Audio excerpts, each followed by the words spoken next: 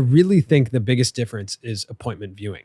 Meaning like when we watch the Super Bowl, the next week we all talk about what we just saw.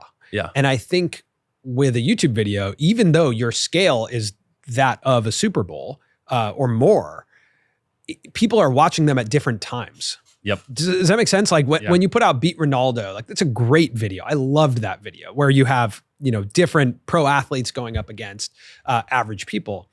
But when it's Beast Games and it's coming out on a weekly cadence, there's a different relationship to us discussing those decisions that we just saw that week. It's also like you just sit down on a streaming platform to like watch a long show, right? Like when I open YouTube, I'm not going into YouTube to sit down and watch a 5-hour show. Like, so if I sit on my couch and I have an hour, I'm opening YouTube. If I sit on my couch and I'm like, I don't want to do anything today, I'm opening, you know, a streaming platform. But I think it matters if everyone is watching a show at the same time. Yeah, I think it's a mix of everything we're saying. That a little bit with just expectations coming into it with all these other things combined together is what, I mean, you would think it's fundamentally the same thing, but it just, you know, it's not though, because like somebody could be coming across Squid Game in real life today and watching that and not a part of the conversation that happened when it came out, right? And well, I mean, to even develop on that more, like our Ronaldo video in the first 7 days, I think got 100 million views. Right. But that video will go on to probably get 400 million views. So exactly. Like the